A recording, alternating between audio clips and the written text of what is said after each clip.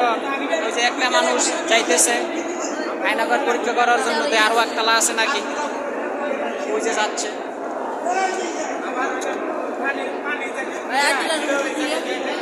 খেলাধুলা করে যাবে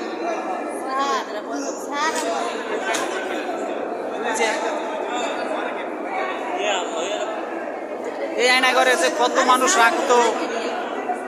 এই হাসিনা সরকার যদি আবার 5 বছর যদি আগামীতে ভবিষ্যতের জন্য থাকতেই পারতো। এই 32 নম্বরে আয়নাগর, 32 নম্বরের আয়নাগর।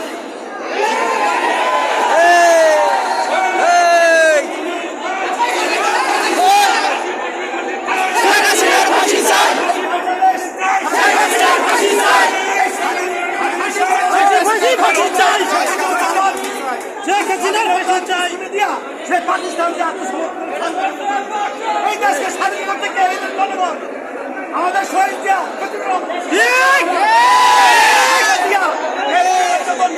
অত্যাচার তবু বাংলাদেশ ছাড়ে নাই। আর এই স্বৈরাচার ব্রিটিশ সরকার এ মনে করেন যে বড় তো অভ্যাস আজকে থেকে না, সেই সময় থেকে।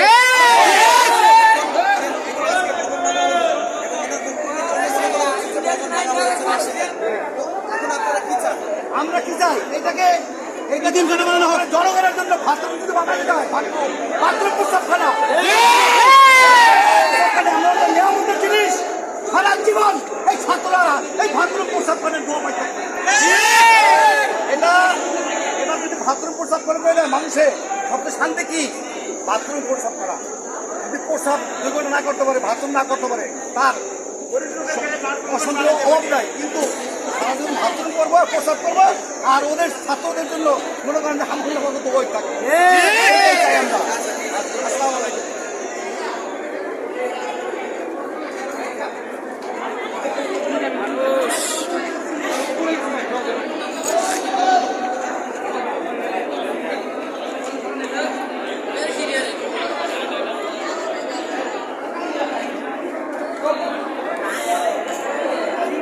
তৈরি করছে মানুষ মারার পর।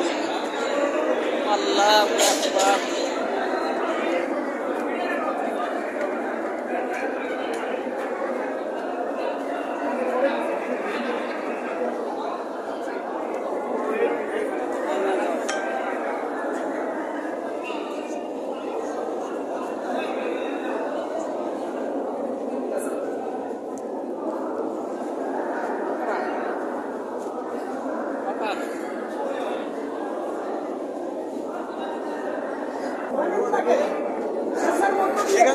ভিতরে কি লুকিয়ে আছে সেটা উপস্থাপিত করে জনগণকে জানানো হচ্ছে।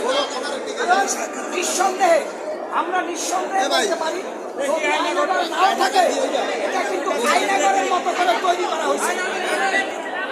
আমরা বলবো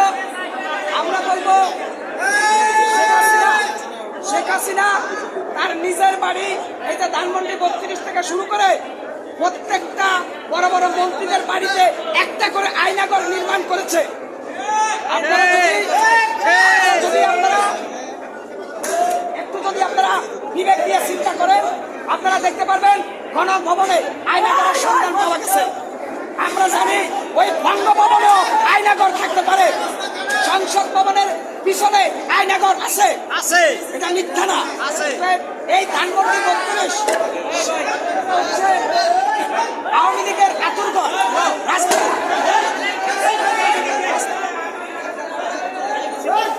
এটা হচ্ছে এই যে ধানমন্ডি 32 শেখ হাসিনার ঐতিহাসিক পৈতৃক বাড়ি।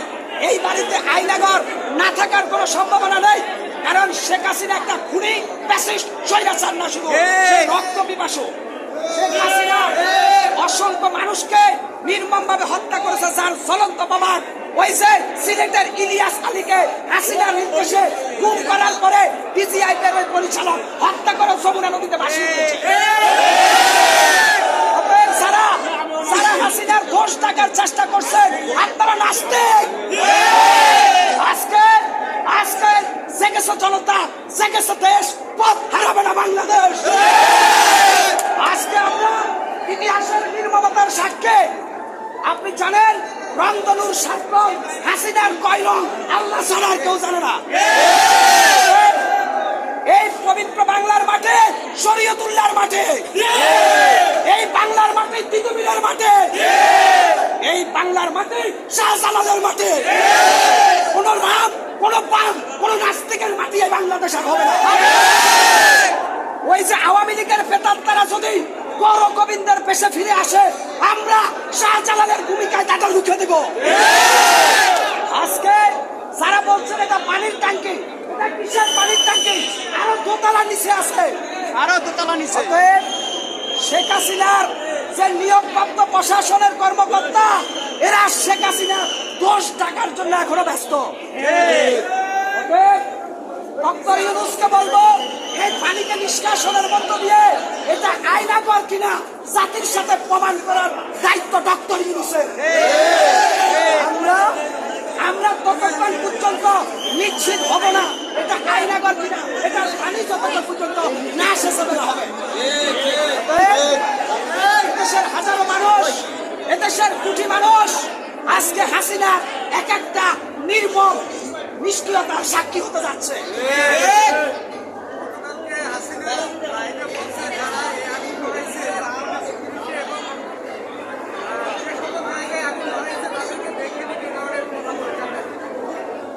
হাইকোর্টের একজন প্রধান বিচারপতি বলেছিল, wrong headed prime minister Hasina. Hasina একটা মানসিক বিকৃত পাগল। এই পাগল আমাদেরকে দেখে নেওয়ার দরকার নাই, ওরে আল্লাহ দেখে নিবে। এবার হাসিনার উপরে আসমানি গজব নাজিল হয়েছে। হাসিনার লেজ এই বাংলার জমিন থেকে একেবারে চিরতরে উৎখাত হবে আগামী দিনে। আওয়ামী লীগ, ছাত্রলীগ, যুবলীগ এখনো সময় আছে, তওবা করে হাসিনাকে তালাক দিয়ে ফিরত আসো। হাসিনা গোটা শেখ পরিবার নিয়ে পালিয়ে গেছে, ফজলেনুর তাপস পালিয়েছে, ওই যে যুবলীগ নেতা পরশ পালিয়েছে, বাঙ্গার নিক্সন চৌধুরী পালিয়েছে। হাসিনা পরিবারের কেউ কিন্তু গ্রেপ্তার হয় নাই। আর আওয়ামী লীগের ওই যে সারপোকা মার্কা কর্মীদেরকে হাসিনা এখনো লজেস খাওয়ায় ওদেরকে বুঝ দিচ্ছে আমি ফেরত আসবো।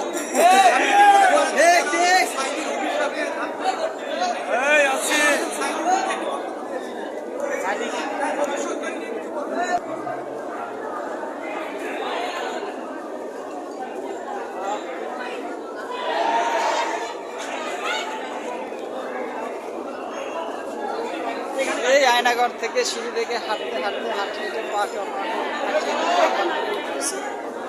মানুষ আর মানুষ।